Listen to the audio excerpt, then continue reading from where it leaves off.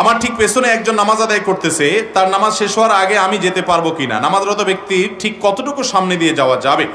আপনার ঠিক পেছনে যদি কেউ নামাজ আদায় করে ঠিক পেছনে, তাহলে সেক্ষেত্রে আপনি বরাবর সামনে যদি বসে থাকেন আপনি উঠে যেতে পারেন।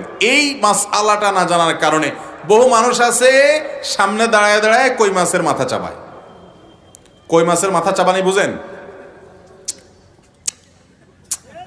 এরকম করে, মানে পিছনে যে বেচারা নামাজ পড়তেছে বিরক্ত হয়ে সে কই মাছের মাথা চষে। তো এবার ওই বেচারা কই মাছের মাথা চষা বুঝেন নাই, মানে বিরক্ত আর কি। সে এই যে বিরক্তি প্রকাশ করতেছেন আপনি, পিছনে যে বেচারা নামাজে দাঁড়াইছে তার নামাজের অবস্থা কাহিল হয়ে যাবে, কারণ সে বারবার দেখতেছে আপনি পিছনে বড় বড় চোখ করে তাকাচ্ছেন তার দিকে, তখন তার নামাজের অবস্থা কাহিল হবে না? আমরা অনেকে জানি না এই মাসআলাটা। আপনার পেছনে কেউ যদি নামাজে দাঁড়ায়, বরাবর আপনি সামনে বসে আছেন, তাহলে আপনি ডান পাশ অথবা বাম পাশ দিয়ে নেমে যান, কোনো অসুবিধা নেই। আপনারা কেউ বসে থাকতে বলে নাই। আর যদি আপনি বসে থাকতে পারেন যাতে অন্যরা নির্বিঘ্নে চলাফেরা করতে পারে, সেটা উত্তম সওয়াবের কাজ, অন্যদেরকে সহায়তা করলেন।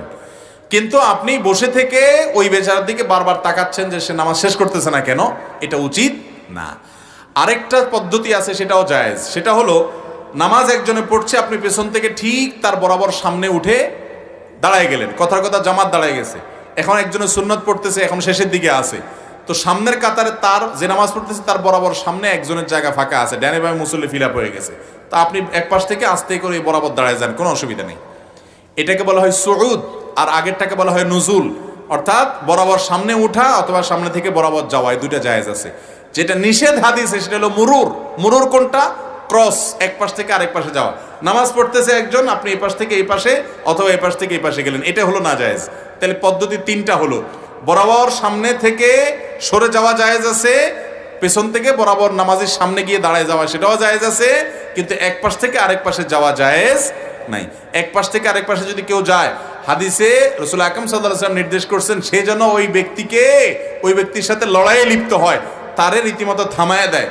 মসজিদে নববীতে একবার আমি দেখেছি, এক ব্যক্তির সামনে দিয়ে এরকম একজন যাচ্ছে নামাজের মধ্যে, সে এরকম হাত বাইর করে দিছে, তো হাত বাইর করার পরেও ওই লোকটা থামে নাই, সে তাও যাইতে নিছে। এরপরে নামাজের মধ্যে দেখলাম আমি তাকে যে এক হাত দিয়ে তার জামার কলার এরকম করে একটা মোচড় দিল আর কি, লোকটারে ফালা দিয়ে আবার সে নামাজ পড়লো আর কি, ওই বেচারা পরে অন্যদিকে ঘুরে গেছে। তো এরকম কিছু বেড়া মানুষ আমাদের সমাজে আছে না নাই, যে তারপরেও যাওয়ার চেষ্টা করে, আছে না নাই? এটা করা উচিত না।